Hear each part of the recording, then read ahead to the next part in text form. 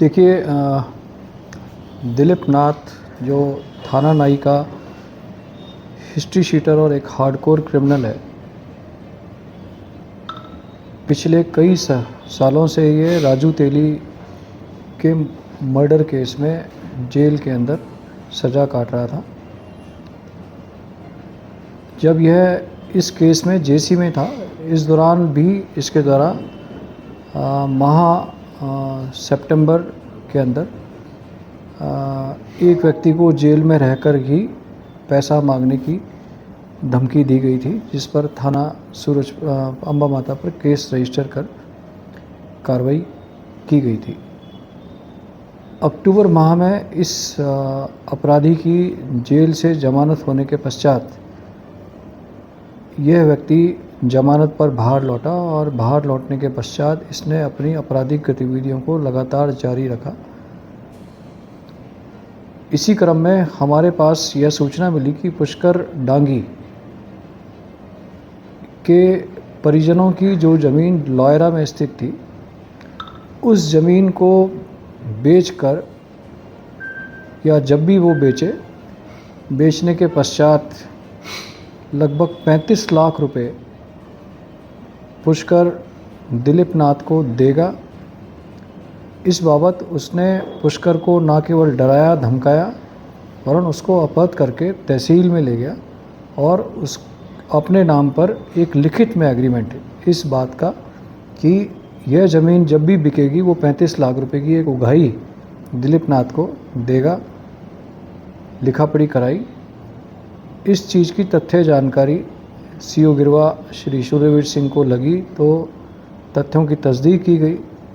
उक्त तथ्यों की तस्दीक करने के पश्चात पुष्कर डांगी द्वारा दी गई रिपोर्ट के आधार पर और तथ्यों की तस्दीक के आधार पर इसके विरुद्ध सुखेर थाने में एक केस पंजीबद्ध किया गया। केस में एक्सटॉर्शन की धाराओं के साथ साथ 111 बीएनएस को भी हमने ऐड किया।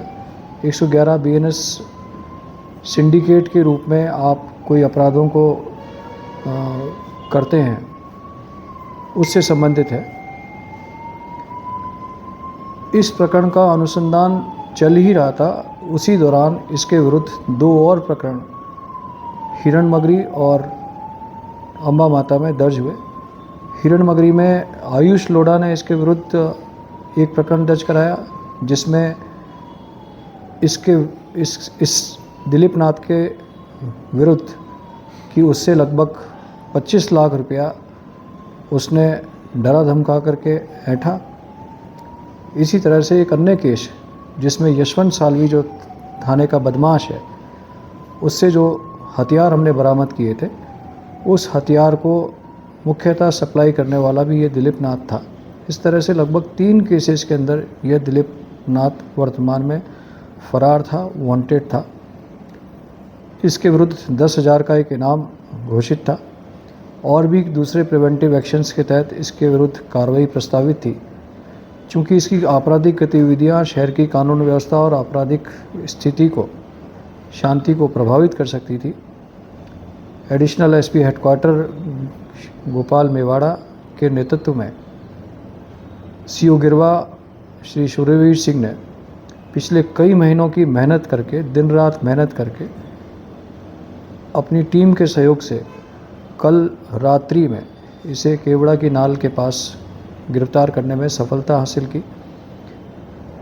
गिरफ्तारी के दौरान यह पुलिस से बचने के लिए महिलाओं की वेशभूषा में था और जैसा प्रारंभिक जानकारी लगी है, यह किसी फर्जी पासपोर्ट के माध्यम से विदेश भागने के चक्कर में भी था, क्योंकि ये ऑलरेडी 3 केसेस में वांटेड था।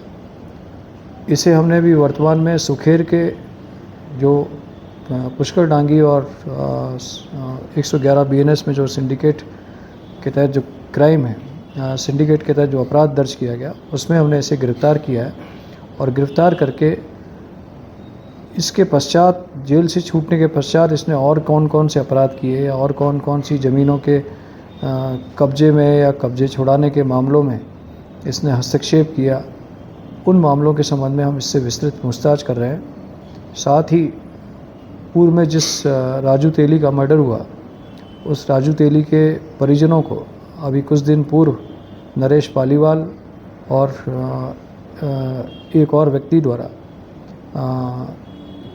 मौके पर जाकर धमकी दी गई थी, उस प्रकरण में भी इसकी आपराधिक भूमिका की सत्यापन और तस्दीक हम इसके पूछताछ से करेंगे।